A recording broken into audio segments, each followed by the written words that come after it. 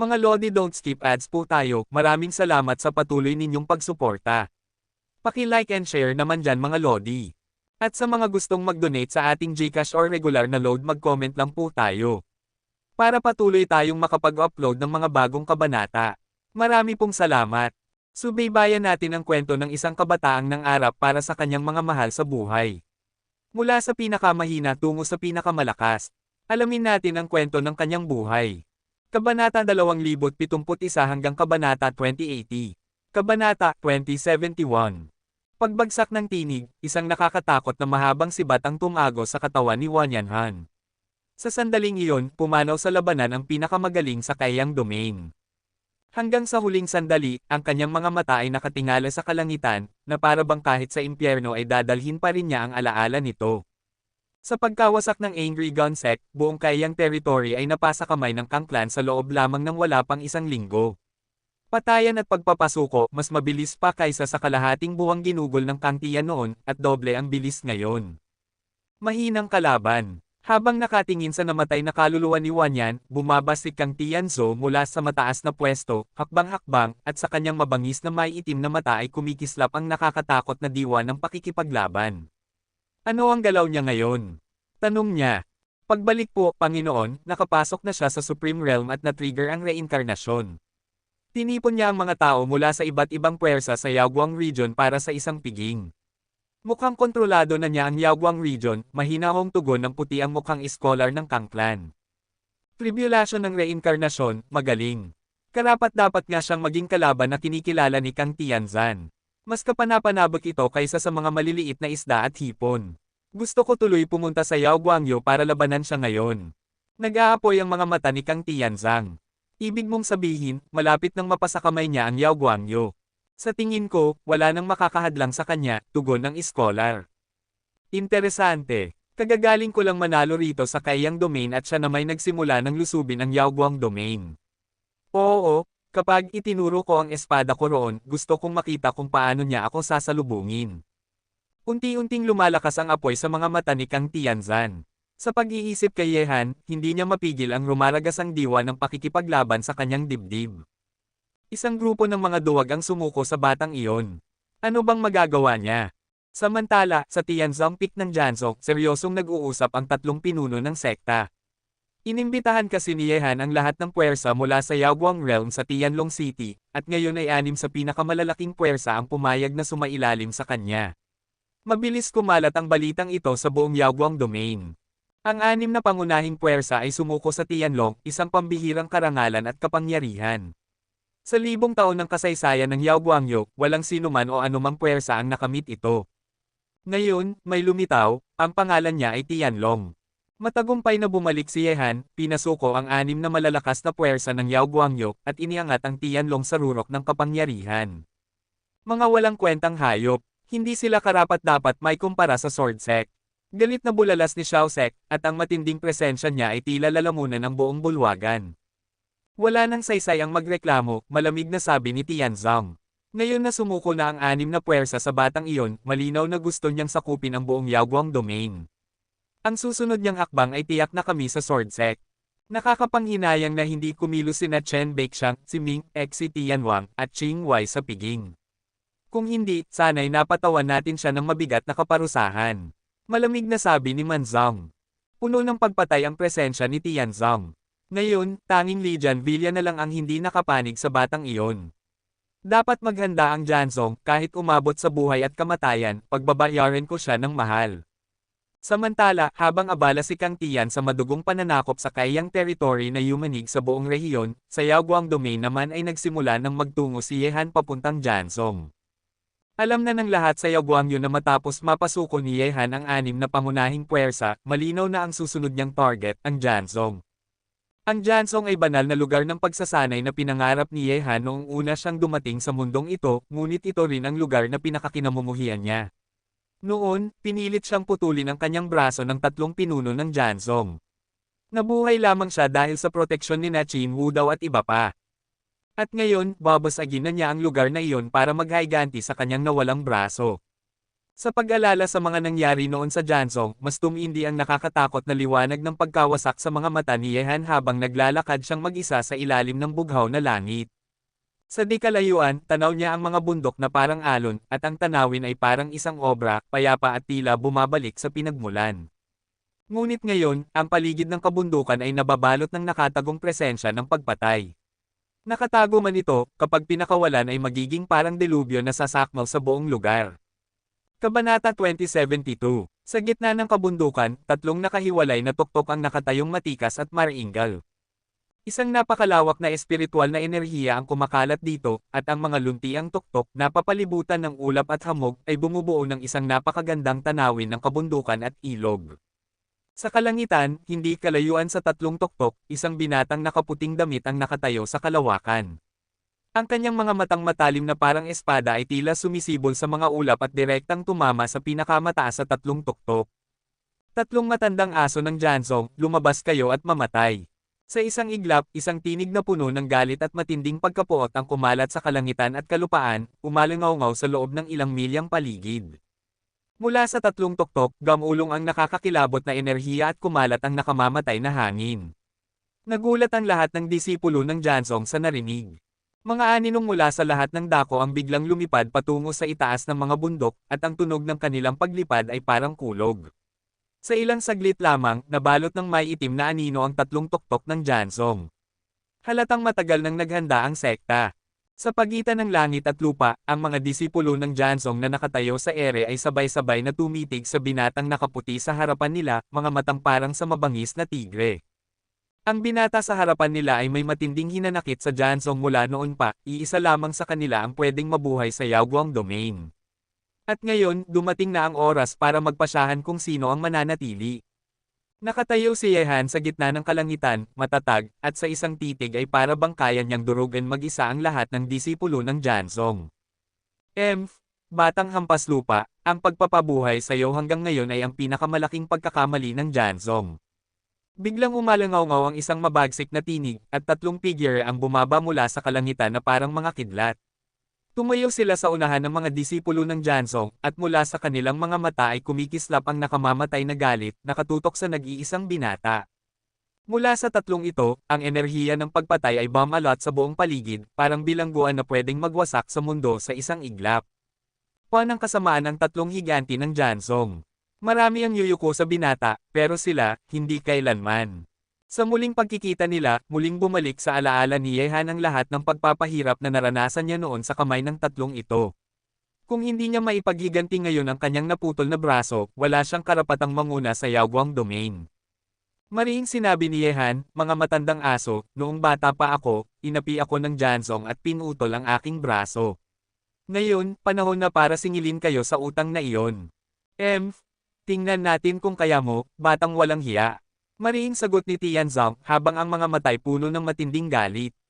Lumibot ang tingin niya sa paligid at nagsabi, kung handa kayong maging mga aso ng batang ito, kami sa Jansong ay lalaban hanggang sa huling hininga. Tianzong, may lakas ka pa ng loob magsalita kahit nasa bingit ka na ng kamatayan. Ngayon ay araw ng pagbagsak ng Jansong. Biglang, sa likod ni Yehan, sunod-sunod na nagpakita ang mga makapangyarihang puwersa, ang anim na malalaking sekta, Shuangkong Mountain, Tianwang Mansion, October Tower, Medicine Valley, Ice Palace, at syempre, ang Tianlong ni Yehan. 7 silang lahat, nakapwesto sa kalangitan sa likod niya. Ang matinding presensya ng mahigit 5,000 mandirigma ay yumanig sa buong paligid.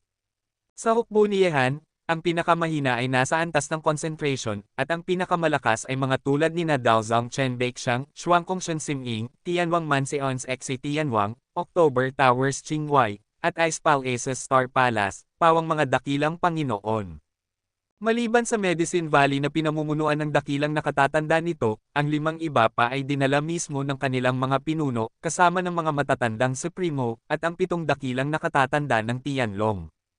Ngayon, nasa tabi ni Yehan ang 16 na Supremo, at halos 2,000 sa kanila ay nasa kalahating antas ng Supremo. Paano pa makakapanlaban ang Jansong sa ganitong lakas? Sa tabi ni Yehan, nakapwesto ang mga pangunahing pinuno, at matatalim ang kanilang mga titig sa tatlong higanti ng Jansong.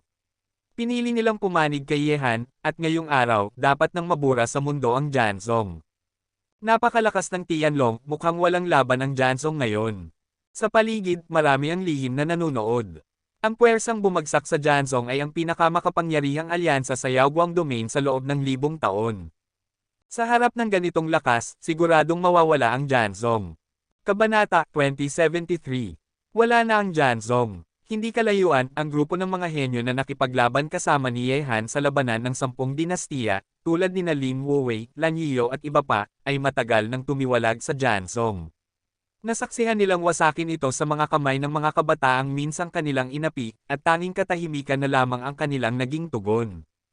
Tianzong, matapos ang napakaraming taong labanan, dumating na ang katapusan ninyong tatlo ngayon.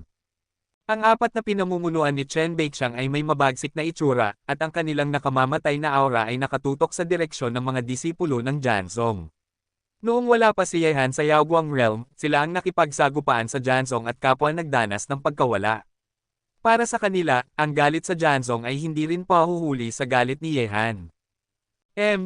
Isang grupo ng mga taong mas gustong maging aso ng iba. Ngayon, kahit masira ang aking sekta, hindi namin hahayaang makinabang kayo. Kung nais ninyong wasakin ang aking Jansong at kamkamin ang Yaoguangyo, magbayad muna kayo ng halaga. Sa kamay ni Tianzong, mahigpit na nakahawak ang isang matalim na espada na ng demonyong enerhiya. Sa sandaling iyon, lahat ng disipulo ng Jansong ay nagbunot ng kani-kanilang espada. Ang talim ng kanilang espada ay kumikislap, sinasamahan ng matinding hangarin sa labanan, pinaiikot ang hangin at ulap sa buong paligid. Ganoon ba? Tingnan natin kung anong kakayahan ng Jansong ngayon para pagbayarin kami. Pagkarinig nito, isang malamig na titig ang kumislap sa mukha ni Tianzong na puno ng puot. Mga kaibigan mula sa Lijian Villa, ang mundo ng Yaoguangyo ay hindi pagmamay-ari ng iisang tao. Sino mang may nais nito, kailangan munang dumaan sa amin. Tama ba? Sang-ayon ako sa sinabi ng pinuno ng Tianzong, hindi maaaring mapasailalim sa isang tao lamang ang Yaoguang Domain. Bigla, matapos magsalita ang pinuno ng Tianzong, mula sa likod ng mga disipulo ng Jansong ay may sumulpat na makapal na pangkat ng mga anino na mabilis na sumugod. Matindi ang aura na bumalot mula sa kanila, libo ang bilang, at sa unahan ay isang lalaking nasa gitnang edad, nakaitim na balabal, at may matalim na mga mata na parang espada. Siya ay walang iba kundi si Li Kangmang, ang Panginoon ng Lijian Villa. Nakipagsanib puwersa ang Lijian Villa sa kampo ng Jansong. Ang biglaang pagdating ng mga mandirigma mula sa Lijian Villa ay nagpagulat sa mga tagamasid sa dilim. Mabilis ding tumalim ang tingin ni Chen Beixiang at iba pa, nakatutok kay Li Kangmang na parang naglalakad lamang papasok sa labanan. Sa Yaoguang Domain, ang taong ito ay kinikilalang ikatlong pinakamakapangyarihan, kasunod ni Wan Qiroxi at Gu Jianxi. At sa mahabang panahon, ang Lijian Villa ang namumuno bilang pinakamalakas na puwersa sa buong domain. Ngunit para kay Ye Han, ang pagdating ng Lijian Villa ay hindi na ikinagulat.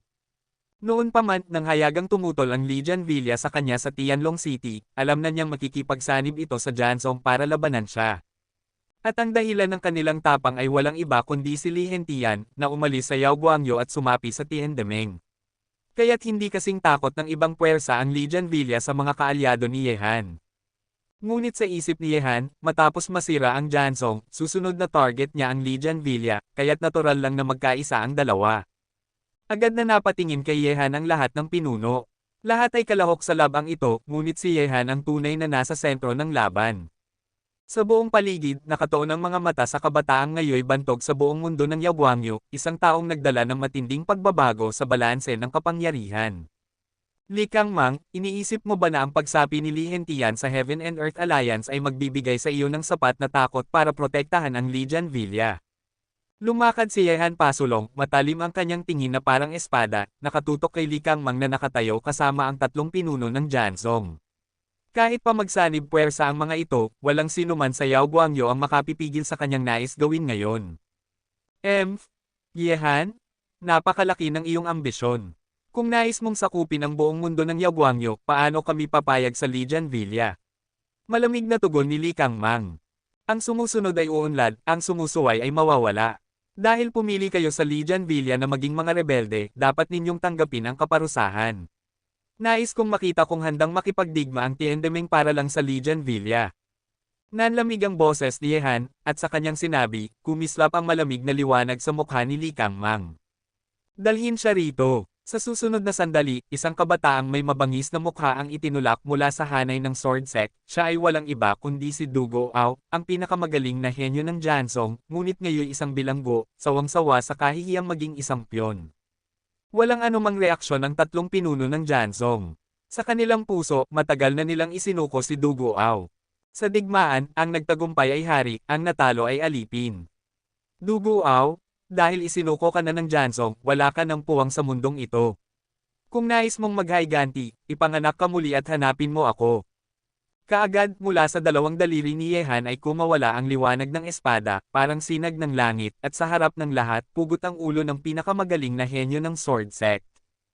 Ang tanawing iyon ay nagpasiklab ng mas mabagsik pang pagnanasa sa pagpatay sa puso ng bawat mandirigma ng Jansong. Kabanata 2074. Patayin. Sa sumunod na sandali, kasabay ng pag-alingaw-ngaw ng tinig ni Yehan patungo sa langit, ang napakaraming figure ay sumugod na parang buhawi patungo sa dalawang kampo, ang Jansong at Lijan Villa. Sa kalangitan, sumiklab ang isang digmaan na halos umabot sa 10,000 ang bilang ng mga mandirigma. Sa labanang ito, maliban sa Divine Eagle Fort na nawasak sa simula, lahat ng puwersa sa Yaoguang Domain ay lumahop. Nagkaisa ang Jansong at Lijan Villa, at napakalakas ng kanilang lakas. Higit sa lahat, kasama nila si Li Kangmang, ang pang-8 Tribulation Supreme, at ang 3 dakilang pinuno. Ang 4 na ito ay kilala sa buong Yaoguang Domain, mga haligi at bayani ng kanilang panahon, at iniidolo ng maraming cultivador. Gayunpaman, ang panig ng Tianlong na pinamumunuan ni Yehan ay hindi rin pahuhuli. Nariyan sina Chen Baixiang, si Ming, Xi Tianwang, ang Panginoon ng Qingwai Lu, at ang Panginoon ng Star Hall, lahat ay mga master level na mandirigma. Idagdag pa sina Elder Yaoling, Elder Qingshan, Elder Tianhai, Elder Exigan, Elder Leishan, Elder Huaying, Haring Helian, Haring Wusheng, at ang 5 kabataang supreme kabilang si Dao Tong. Barbaro, akin ka na. Sa gitna ng umaapaw na puwersang pumatay, isang tinig ang yumanig sa buong mundo. Kasabay nito, isang nakakatakot na intensyon ng pagpatay ang tumutok sa matikas at dambuhalang pinuno ng Barbarian sect. Batang walang galang, tamang-tama ang dating mo. Mataas ang sigaw ng barbaro, at ang nakapangangilabot na pressure ng supreme level ay bumalot sa paligid. Hawak niya ang dambuhalang espada na parang naghahati sa langit. Parang isang dambuhalang nilalang, sinugod ng barbaro si Yehan at walang awang hinati ng kanyang espada ang espasyo. Sa tindi ng atake, tila mabubure si Yehan sa mundo. Wasakin. Biglang, sa landas ng matinding paghampas ng espada, isang napakalaking mabigat na tuktok heavy pick ang lumitaw, dumadagandong sa langit, may kapangyarihang kayang durugan ang lahat ng hadlang. Sa isang iglap, nagbanggaan ang dambuhalang espada at ang mabigat na tuktok.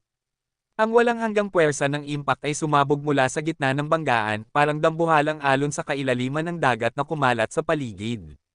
Sa lakas ng banggaan, napaatras ng ilang hakbang si Yehan habang hawak ang life and death seal, at ang dambuhalang katawan ng barbaro ay bahagyang yumanig sa ere. Si Yehan laban sa barbaro.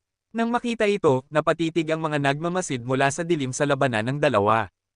Alam ng lahat na si Yehan ngayon ay bantog sa buong mundo ng lahi ng tao, isa sa pinakamapanganib at pinakakatakot na henyo. Iilan lang ang tunay na nakalaban niya, at mas mataas na ang kanyang antas ngayon kumpara noong sumikat siya sa Tianshu Domain. Gaano na ba siya kalakas? Marahil ngayon lamang malalaman ng mundo sa labanang ito laban sa pinuno ng barbaro. Sa kalangitan at kalupaan, sumiklab ang napakalupit na labanan. Ang bugzo ng lakas mula sa dalawang kampo ay nag-uumapo at dumadagandong sa buong paligid. Si Yehan laban sa Barbarian sect. Ang Panginoon ng Qingwai Lu laban sa Xiao sect. Sina Chen Baixiang at si Ming laban sa Tianzong. At sina Star Palace Master, Xi Tianwang, Elder Yaoling, Elder Qingshan, at Elder Tianhai laban kay Li Kangmang. Si Li Kangmang ay isang 8 Tribulation Supreme, sa laban ng isa laban sa isa, walang makakatalo sa kanya. Pero kahit ganoon, malinaw na nasa kalamangan pa rin ang puwersa ni Yehan. Kapag bumagsak ang mga higanting ito, tiyak na ang Tianlong ang mamamayani sa buong Yaoguang Domain. Libo-libong milya ang tinakbo. Sa himpapawid, kumikislap ang figure ni Yehan, gumagalaw sa bilis na lampas sa inaasahan. Maging ang barbaro ay hindi siya kayang sabayan. Para bang saan mang sulok ng mundo, naroon siya, at walang makakapigil sa kanyang galaw. Batang walang galang, mamatay ka na. Muling sumigaw ang barbaro at hinampas ang dambuhalang espada, lumilikha ng ilaw na may habang daan-daang metro na nagwawasak ng espasyo at nag-iiwan ng malalaking bitek sa paligid. Libo-libong milya ang nagyelo, ngunit bago tuluyang hamampas ang dambuhalang espada, isang matinding lamig ang bumaba mula sa langit para bang gustong gawing yelo ang buong mundo. Ang puwersa ng lamig ay nagyelo sa lahat ng nasa paligid ng laban ni Yehan at ng barbaro. Kabanata 2075. Ang eksenang iyon ay nakakamangha, daan-daang tao ang nagyayelo sa gitna ng kanilang posisyon sa laban, na para bang mga buhay na estatwang yelo. Sa sandaling iyon, kahit ang barbaro ay hindi nakaligtas sa pagkakapirmi, ang matipunong katawan niya ay tuluyang na-freeze sa kalawakan. Bass again. Biglang sumabog mula sa katawan ng barbaro ang nakapangangilabot na kapangyarihan. Ang yelong pumihil sa kanya ay nagbasag-basag at naging pira-pirasong tipak. Kasabay nito, patuloy pa rin ang kanyang espada sa pagwasak patungo kay Yehan, taglay ang sukdulang galit.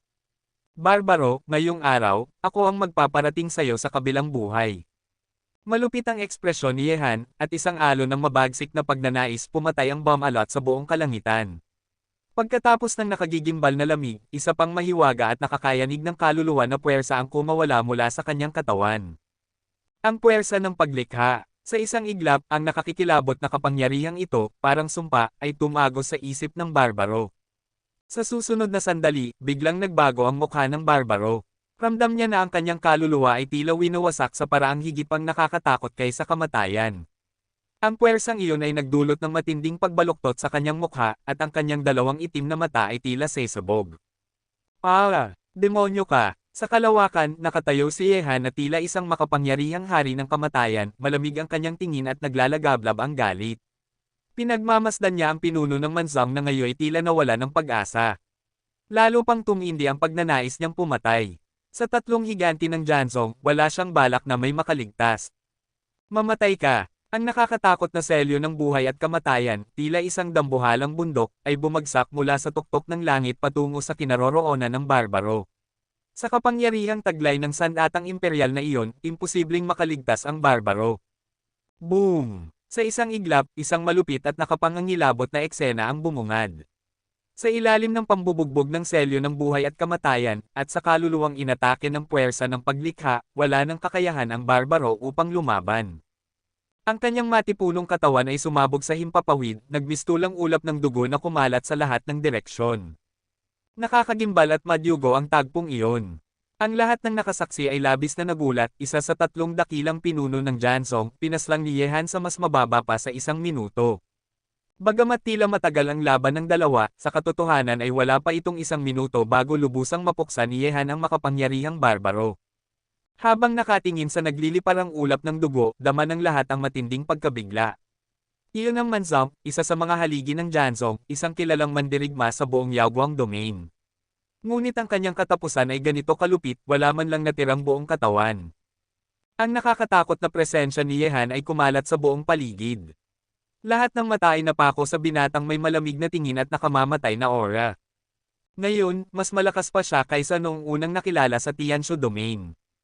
Kahit ang isang tulad ng barbaro ay kaya niyang lipulin ng ganoon kadali. Sobrang lakas ni Yehan.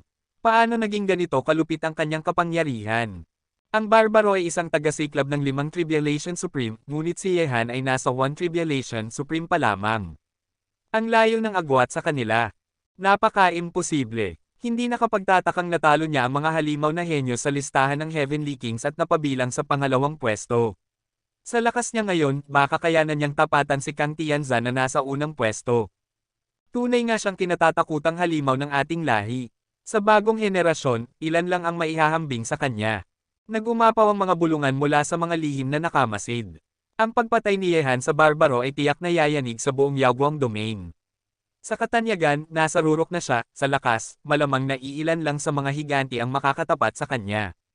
Sobrang nakakabaliw ang taong ito, bulalas ni Lin Wuju, Lan Yiyo, at iba pa na minsang nakasama ni Yehan sa digmaan ng 10 dinastiya. Noon, pareho lang sila ng simula. Ngunit ngayon, ang taas ng naabot niya ay tila abot langit, at tanging pagtingala na lamang ang magagawa ng iba. Barbaro, Kabanata 2076. Sa sandaling ito, matapos ang pagkamatay ng Manzang at ang malupit na pagpatay ni Yehan, ang nakakatakot na aura mula sa mga katawan ni Tianzong at Xiaozong ay nagdala ng matinding hilakbot sa buong mundo. Namumula na ang kanilang mga mata para bang sila'y magiging halimaw na wala sa katinoan.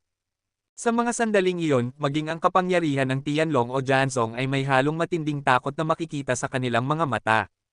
Pati si Chen Beiqiang at ang mga higanti mula sa iba't ibang puwersa ay labis ding nabigla sa nakakatakot na lakas ni Ye Han. Sa maikling panahon na higit lang sa isang taon, sa lahat ng aspeto, naabot na niya ang antas na kaya niyang umupo sa parehong hanay ng mga higanteng katulad nila. Tao pa ba ang batang to? Kayang-kaya niyang patayin ang pinakamataas sa 5 Tribulation Supreme nang siya'y nasa unang Tribulation lang.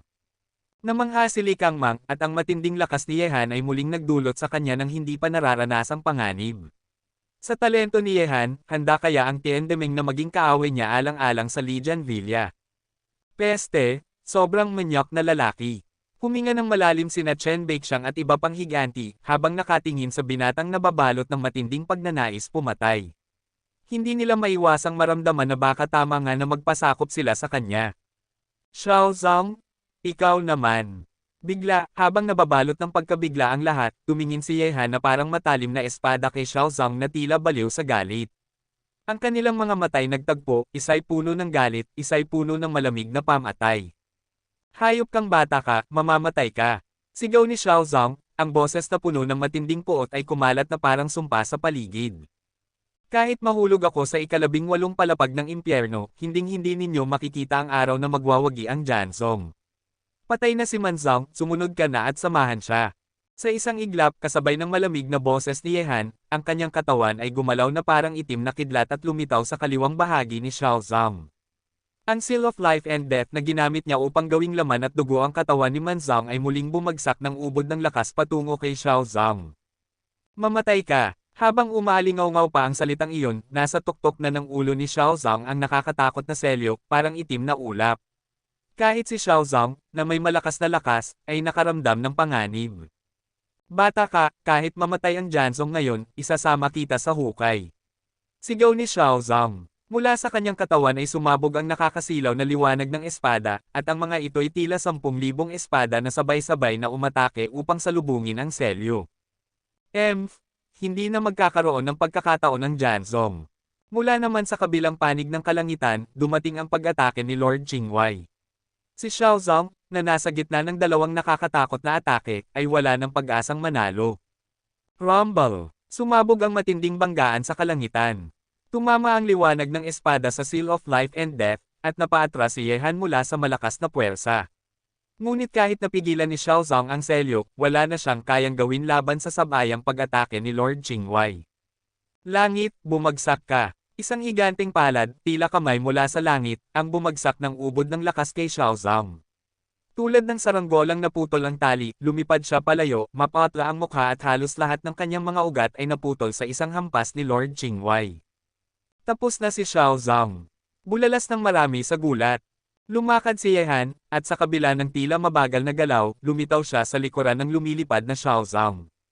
Pinigan niya ang kanyang kanang kamao, at nagningning ang kanyang mga mata sa matinding puot. Ang kamao niyang iyon ay may puwersang kayang magdurog ng kawalan.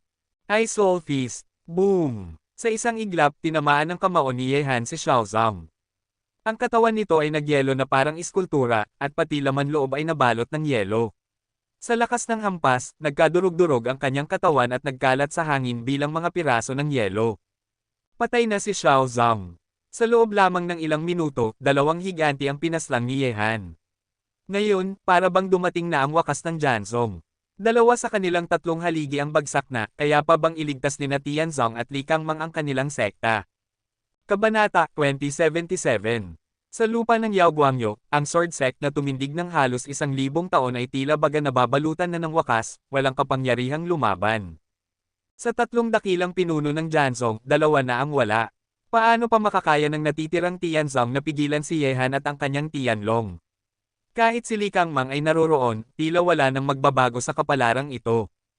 Magkasunod na namatay sa labanan sina Manzong at Xiaozong, at kung masisira na rin ang Tianzong na pinuno, wala nang magagawa si Li Kangmang kundi tumakas para iligtas ang sarili. Sa sandaling ito, muling bumulusok ang pagkagulat sa buong mundo. Sa loob lamang ng ilang minuto, dalawang higanti ang nabura. Ang ganitong kabayanihan sa Yaguang Domain ay tanging ang binata lamang na tina-target ngayon ng lahat ang nakakagawa. Ngayon, ang mga mata ng mga disipulo ng Sword Sect ay nabalutan na ng kadiliman at kawalan ng pag-asa. Handa man silang lumaban kay Yehan hanggang kamatayan, wala na silang nakikitang kahit kaunting pag-asa ng tagumpay. Wala na, tapos na ang kanilang kapalaran. Tianzong. Sa oras na ito, parehong nakatingin si Yehan at ang Panginoon ng Qingwei sa seryosong pinuno ng Tianzong. Kapag siya ay nawala, tiyak na matatapos na ang lahat. Sa kalangitan, dalawang figure ang dahan-daang naglakad palabas. Ngunit biglang, isang nakakatakot na bakas ng pamatay na intensyon ang bumagsak mula sa walang hangganang kawalan.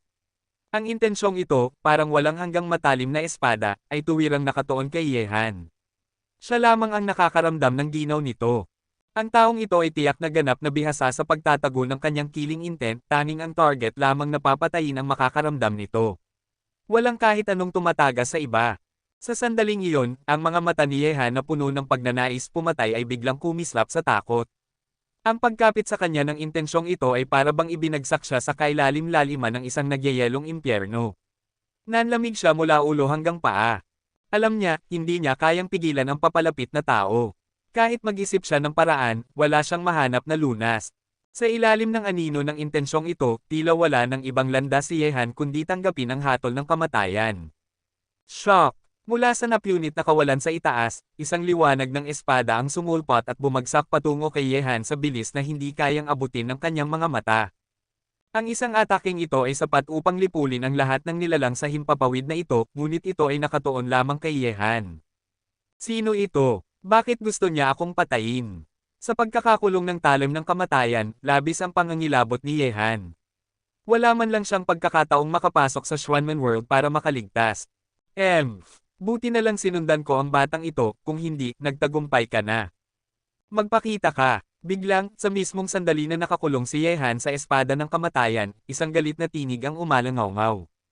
Ang bigat ng kapangyarihang dala ng boses na ito ay nagparamdam sa lahat na para bang bumaba mismo ang isang Diyos.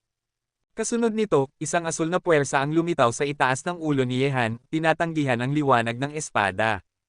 Sa ilalim ng tingin ni Yehan, nakita niyang ang sinag na iyon ay sumabak pabalik sa walang hanggang kawalan. Kilala niya ang puwersang iyon, ito ay sa banal na hari ng berdeng dahon, Holy King of Greenleaf. Napigilan ng Qingwei Holy King ang nakamamatay na espada. Para kay Yehan, parang nakaligtas siya mula sa pintuan ng impyerno. Agad siyang umurong mula sa labanan. Rumble! Sa walang hanggang kawalan, isang madilim na mundo na hindi kayang makita ng mata ay yumanig ng matindi, para bang mababasag na ang mismong pader ng mundong ito. Ang nakakatakot na pagyanig na ito ang naging dahilan upang tumigil ang mga naglalaban sa paligid. Isa-isa silang napatingala, takot na takot sa nag-aalimpuyong langit. Pitong pamatay na espada ng kamatayan, galing ka sa 7 Kills House. Banal na Hari Qingwei, masyado ka nang nakikialam. Kabanata 2078.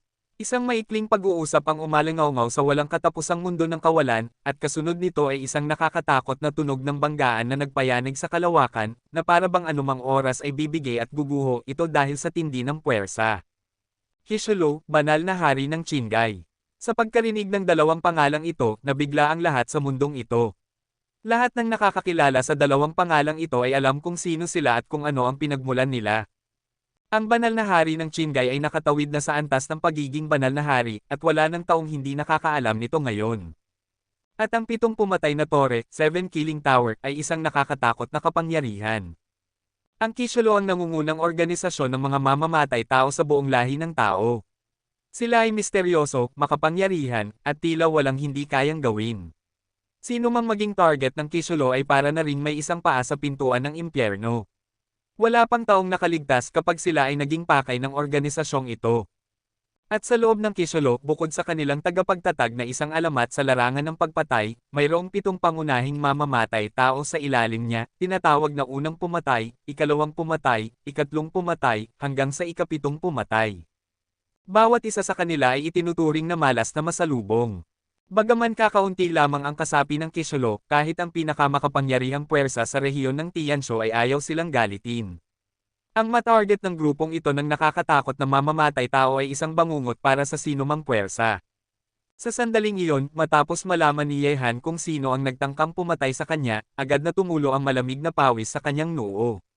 Kahit na hindi niya lubos na kilala ang organisasyon ng Kisholo, dahil sa minanang alaala mula kay Reyna Bing, may kaunting impormasyon pa rin siya ukol sa kanila.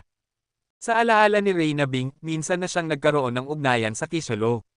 Kahit kakaunti lamang ang miyembro nito, napakahaba na ng kanilang kasaysayan at pamana. Ngunit ang ikinadilim ng mukha ni Yehan ay ang katotohanang siya mismo ang tinutugis ngayon ng nakakatakot na Kisholo, isang napakamasamang balita para sa kanya. Sapagkat kahit magtago pa sa dulo ng mundo ang isang target ng Kisholo, tiyak na aabutin at papatayin nila ito. Ang 12 templo ng Sansinukob, Yaochi. Biglang dumilim at tumalim ang tingin ni Yehan habang nakatingala sa magulong kawalan sa langit. Tanging ang mga kapangyarihang tulad ng 12 templo ng langit at kun, at ng palasyo ng Yaochi lamang ang may kakayahang utusan ang Kisholo laban sa kanya. Bang! Bang! Bang! Patuloy pa rin ang nakakatakot na banggaan sa kawalan. Sa paligid ng Jansong, nagsimula nang lumitaw ang mga bitek sa kalangitan. Maiisip mo na sa walang hangganang kawalan, napakabangis ng labanan sa pagitan ng banal na hari ng Qinghai at ng nakakatakot na mamamatay tao mula sa Kisholo. Ang alingawngaw ng labanan ay umaalingawngaw sa buong paligid, at tila sinisira ang mundo sa paligid ng Jansong. Ang mga bitek sa kalawakan ay nagpapanginig sa mga nakatingin dito, at ang nakakatakot na aura ay ganap ng bomb-alot sa buong mundo. Sa mga oras na ito, marami ang nakahinga ng maluwag, dahil kung hindi nakatago sa walang hanggang kawalan ang mamamatay tao mula sa Kisholo, tiyak na mawawasak ang buong mundong ito kung maglalaban sila ng banal na hari ng Qinghai dito mismo. Ngunit kahit ganoon, malinaw na hindi na magtatagal ang kalawakan na ngayon ay puno ng mga bitek, dahil sa tindi ng banggaan ng dalawa. Samantala, kumikislap ang mga mata ng pinunong guro ng Tianzong at ni Li Kangmang. Kung mapapatay ng mamamatay tao ang banal na hari at si Yehan, malaking oportunidad ito para sa kanila. Ngunit kung hindi niya kayang patayin ang banal na hari ng Qinghai, handa na silang tumakas. Alam nilang hindi nila kayang labanan ang kapangyarihan ni Yehan at tiyak silang mawawala ng walang bakas. Ang mamamatay tao mula sa Kisholo ay tiyak na dumating para kay Yehan. Matapos ang pagkabigla, maraming mata ang nakatingin kay Yehan. Sapagkat ang mapiling target ng Kisholo ay isang nakakapangangilabot na bagay, walang makakapagsabi kung saan nagtatago ang mamamatay tao, at kahit isang pagkakamali lamang ay maaaring magbunga ng biglaang kamatayan. Bang! Bang! Bang! Patuloy ang labanan sa kawalan, at ang panginginig ng lupa at langit ay nagpatigil sa lahat. Walang makapagsalita, lahat ay nakatingala lamang sa nag-aalimpuyong kalangitan. Banal na hari ng Qinghai, maaari mo siyang protektahan ngayon, pero hindi mo siya kayang protektahan magpakailanman. Ngayon, dito na nagtatapos ito. Bigla, mula sa malayo at mula sa kawalan, narinig ang isang malamig at paos na tinig, parang mismong kamatayan mula sa impyerno ang nagsasalita, nagdulot ng kilabot at panginginig sa lahat. Kabanata 2079. Hindi maganda, umalis na tayo. Matapos marinig ang nakakatakot na tinig na iyon, nagkatinginan sina Tianzong at Li Kangmang. May malalim na poot at galit sa mga mata ng pinunong guro ng Tianzong, parang kinain siya ng buhay. Tianzong, wala ng oras. Nagbago ang ekspresyon ni Li Kangmang at diretsyong tumingin sa malayo. Pagkatapos, tumakas na rin si Tianzong, hindi na iniintindi ang mga disipulo ng Jansong sa mundong ito. Ngayon, patay na ang dalawang pinuno ng Jansong sa laban. Harapin man nila si Yehan, wala silang pag-asang manalo, lalo na at nasa likod pa ni Yehan ang isang nakakatakot na banal na hari. Kung hindi sila tatakas, pareho rin ang kahihinatnan nila sa Jansong at Barbarian sect malilibing sa mundong ito. Nang makita ito, tuluyang nagpanik ang mga disipulo ng Jansong. Kung mismong pinuno ay tumakbo, paano pa nila haharapin si Yehan? Nanlamig ang mga mata ni Yehan sa eksenang iyon. Patayin lahat, walang dapat makaligtas. Pagkasabi nito, muling sumiklab ang digmaan sa mundong ito. Ang puwersa ng Tianlong, parang salot ng balang, ay umatake sa mga disipulo ng Jansong na nagpapanik na, pati na rin sa mga galing sa Lijian Villa. Wala na ang leader na si Tianzong at si Li Kangmang, kaya parang mga nagkakagulong tao lang sila, walang laban. Muling bumalot sa mundo ang patayan, ambon ng dugo at mga bangkay na bumabagsak sa langit. Sa bawat sulok, takas at patayan ang eksena. Para kay Yehan, sa mga lumalaban sa kanya, wala siyang awa. Kahit palibo ang mamatay ngayon, hindi siya mangingimi. Kakaumpisa pa lang ng ganitong uri ng digmaan sa mundong ito, ang mga susunod ay uunlad, at ang mga kokontra ay mawawala, lalo na kung ang target ay ang Janzong at Lijan Villa na hayagang kalaban niya. Matagal nang itinapon ni Yehan ang kabaitan noong nasa mundo pa siya ng China. Ang kabaitan sa iba ay kalupitan sa sarili. Mabait ang mga Buddha, pero hindi nila tino-tolerate ang kawalang galang ng mundo, lalo na si Yehan. Ang tunog ng patayan at hiyawan ay pumuno sa buong mundo. Hindi natin nagsiyehan, nanlamig na ang kanyang mga mata. Tulad ng pagputol sa damo hanggang ugat, dapat patayin ang lahat. Ngunit nakatakas sina Tianzong at Li Kangmang, kaya para kay Yehan, hindi pa tuluyang nabura ang Janzong. Mali ang pagkakakalkula niya ngayon. Hindi niya inakala na biglang lilito ang mamamatay tao mula sa 7 patay na tore at siya ang tatargetin. Kung hindi, patay na sana si Tianzong ngayon, at pati si Li Kangmang ay pagbabayaran niya. Pero iba ang naging takbo ng pangyayari. Habang nagaganap ang massacre, sa kalangitan ng walang katapusang kawalan, pinunit ni Qin Shengwang ang espasyo at tinitigan ang isang panig na patayan sa mundong ito, walang bakas ng emosyon sa kanyang mga mata. Kung hindi siya inutusan ni Qin Wu daw na bantayan si Yehan, at kung hindi niya sinundan ng palihim, malamang patay na ngayon si Yehan. Galing sa nakakatakot na 7 patay na tore ang kalaban. Kahit ang banal na Hari Qinghai ay ramdam ang kawalan ng magagawa laban sa nakakatakot na organisasyong ito. Matandang Qinghai, lumapit si Yehan sa banal na hari. Huminga ng malalim si Qin Shengwang. Maswerte ka ngayon, bata. Kung hindi kita sinundan para tingnan, masaklap ang naging wakas mo. Alam din ito ni Yehan at malamig niyang sinabi, wala akong ibang maisip na kayang umupa sa puwersa ng Kisholo kundi ang Chenkon 12 Palace at Yaoqi Palace. Tumanggaw si Qin Shengwang at seryosong nagsabi, dahil sa Qin Clan, Xin Clan, Zun Clan, at Soul Clan, hindi gagalaw ng personal ang Chenkon 12 Hall at Yaoqi. Kaya normal na upahan nila ang Kisholo. Pero ngayon, nakatutok na sayo ang Kisholo. Malaking gulo ito, at hindi ka na pwedeng basta-basta gumalaw. Sa ngayon, isang hakbang lang sa bawat hakbang, mahigpit na kamao ni Yehan. Matandang Qinghai, sino ang taong iyon kanina? Kung tama ang hinala ko, siya ang pang-7 patay. Kahit nasa kalahating banal na antas lang siya, bihasa siya sa pagpaslang at nakakatakot ang kakayahan. Kahit kaya kung harangin siya, mahirap ko siyang pigilan ng tuluyan. Nanlaki ang mga mata ni Yehan. Ganon kalakas ang pang-7 patay na kahit si Qin Shengwang ay walang kasiguruhan na mapipigilan ito. Sa huli, tinapos ng Tianlong ang laban kontra Janzong sa pamamagitan ng tagumpay. Kahit hindi nakatakas sina Tianzong at Li Kangmang, wala silang laban sa kapangyarihan ng Tianlong. Ngunit sa pagkakataong ito, nakatakas si Tianzong, isang tinek sa lalamunan ni Yehan. Ngayon na nabura na ang Janzong, nanumpa siya na tatapusin si Tianzong. Ang taong kayang iwan ang lahat at tumakas ay may pambihirang determinasyon. Kabanata 2080. Sa mga oras na ito, sa mundo ng Janzong, napakalakas ng amoy ng dugo. Libu-libong tao mula sa Janzong at Lijan Villa ang pinatay, at wala ni isa ang nakaligtas. Ang mga bangkay ay nagkalat sa paligid ng walang hanggang kalawakan, at maging sa hangin ay may mga ulap ng hamog na dugo na lumulutang. Ang labang ito ay nagpakita sa lahat ng kakilakilabot na lakas at malulupit na pamamaraan ni Yehan. Nilipol niya ang mga disipulo ng Janzong. Ang Janzong, isang makapangyarihang puwersa na tumagal sa Yaoguang domain ng halos 1,000 taon, ay tuluyan ng nawasak, maliban sa nakatakas na Tianzong. Sa 3 bundok ng Janzong, ang mga disipulo ng Tianlong ay nililimas ang lahat. Kailangan ng Tianlong ng mga yaman, at walang nakakaalam kung gaano karami ang naipon ng Janzong. Ngunit dahil halos 1,000 taon na itong umiiral, tiyak na napakalaki ng yaman nito.